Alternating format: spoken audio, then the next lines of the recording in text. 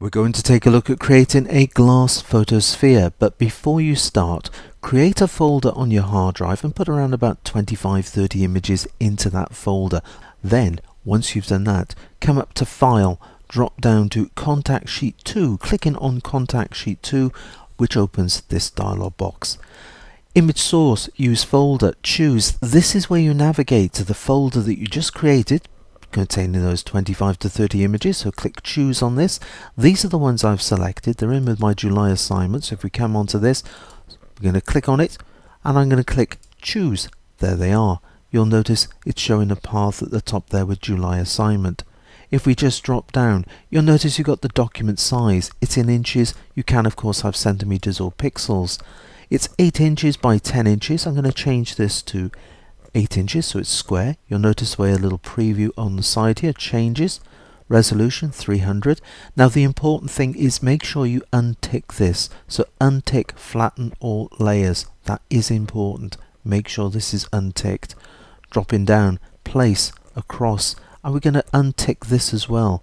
You'll notice every time we're sort of unticking a box, this little preview is changing. Coming through, we're going to swipe over this and we're going to take out any dimensions that are in here. So if it's showing in centimeters, pixels, just make sure you remove this and that will really help. Got the columns, the rows, we've got sort of 5 and 6 there. We're going to leave that as it is, but we are going to untick rotate for best fit. And guess what? We're going to untick use file and caption names as well. Once you've done that, click OK and be prepared for some flashing images because off they go. Racing through there, you'll notice it's going through some various stages. Once it's finished, you'll have the contact sheet and you'll also have all the sort of images showing here in layers as well, which is just what we want because we want to sort of reorganize things. Now to help us reorganize, we're going to pick up the move tool. Use the one with the auto select. So this is when you can use the auto select and it really does help. Now the other thing we want to do is just sort of reorganize things. You notice that we've got some images here lined up in the same sort of themes. We're going to move these around, but make sure as well that you put perhaps the more colorful ones to the center, because then when we come to the glass sphere, it'll really help. Just come into this one. I want to leave this one here in the top corner as well. You'll notice we got white space. Now we need to fill in all this white space, but what you can do is, because we've got so much white space, we need to sort of be able to come in and duplicate some images. A quick and easy way with the move tool, just make sure we're working on this layer, so just click down. Now press Alt or Option, look at the way the cursor changes. You get a double arrow. Clicking down, we've now got a double image. We've duplicated that layer, we can drop that down into position. Okay, let's move some of these around. I'm just going to drop this one down here. Let's take that one up into that position like this. Let's move that down. I'm just going to go and I'm just going to rearrange some of these, and we're going to use that method of using the alter option just to duplicate them so we can move them around quickly and easily like this. Moving that one down there. I'm going to fill in all the white space. Once I'm done, I'll get back to you and we'll continue with the rest of the effect. I've finished moving them all around. They're all in position. So now for the next stage. The next stage is of course creating that glass sphere. The first thing we need to do is we need to come up to layer. We're going to drop these layers down into one layer, and we can do that by simply clicking on flatten image. Look what happens. We've now got one layer. Coming across to the toolbox, we're going to pick up the elliptical marquee tool. So just make sure you've got the elliptical marquee tool, and also make sure you've got the new selection. That's the first little icon in. Click on that. Right. Once you've done that, come into the image. Now hold down Shift. The reason for holding down Shift is when you hold down Shift, you get a perfectly spherical, a perfectly round selection. Bringing this out into that sort of area there would be pretty good. And because we've got that new selection, you get a little rectangle with a flag on the top, which means you can actually move our selection around, which is pretty handy. Something like that there would do. Great stuff. Right, that'll do nicely.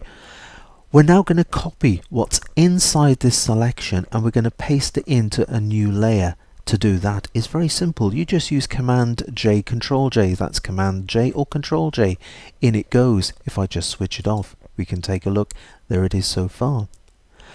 We now need to protect our sphere, our circle. Now to do this, if we come up to the layers panel here, come to the thumbnail, now press Command or Control. Pressing Command or Control, you see you get a square on the back of our cursor. Click down.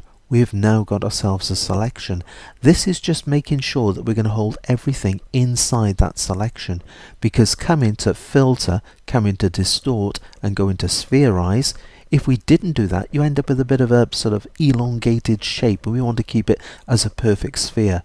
We're simply going to use the default settings, which is 100%. You get a little bit of an idea of how it's going to look. Click OK and you get an even better idea of how it's going to look.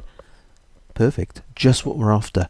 Come into Select, Deselect, Command D or Control D will deselect for you.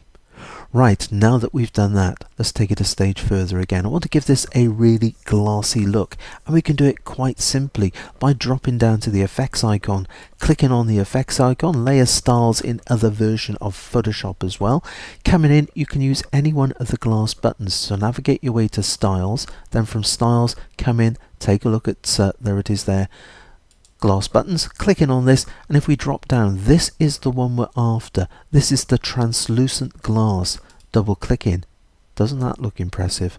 Just like a glass sphere, which is just what we were after.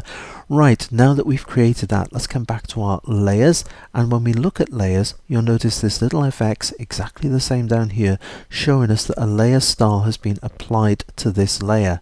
Now if I double click on it, we come back with the settings that have been put in. We can come up to the light angle. We can click on the little slider here. We can move it around so we can change the light angle around, but I think it looked pretty good where it was, so let's go back. We got 130 degrees there. Great stuff. We're using the glow, and you can see the way the glow works with this.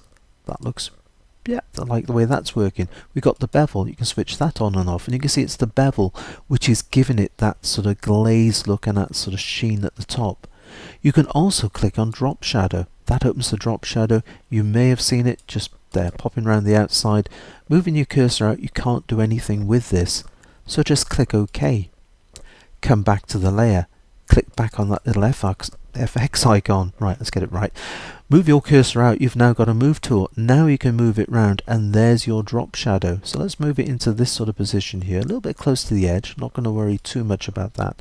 And just dragging it down. We need to sort of balance it. The light direction is here, so we're going to bring it out on the side there. And if we come to the size is just going to soften it off. The opacity is of course the opacity. We're just going to take that back a bit, and we're going to click OK. Right, story so far. Let's switch on our background layer. We're going to take a look at just creating a very quick sort of background for this. So let's come to our background layer. Let's use Command J, Control J to duplicate the layer. If we come to image, if we go to transform, we can go to free transform, which is Command T, Control T. You'll notice you've got skew, distort and perspective. Using Command T or Control T brings up the transform tool.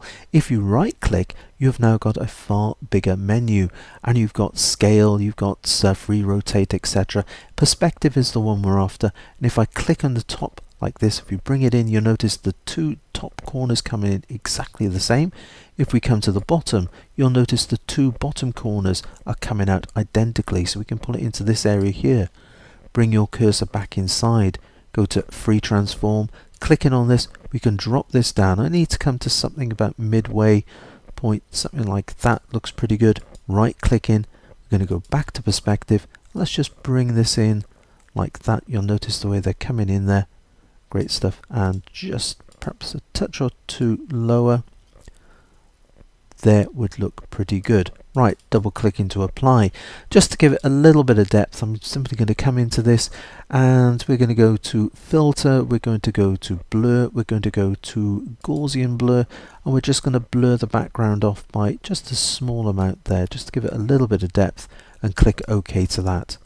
Coming to our glass sphere. Now with our glass sphere, I'm going to use Command T, Control T, which if you remember was the shortcut for the free transform. Coming up to the top, I'm simply going to hold down the Shift key. Now the Shift key just make sure that you maintain all the correct proportions. Lifting our glass sphere up like this, and there it is, placing it into position. Job done. There's our photographic glass sphere. Just pressing Tab on the keyboard to remove all the tools. Let's pop it onto a black background. Looks pretty good, doesn't it? go on, give it a try. Until the next time, it's happy imaging and take care.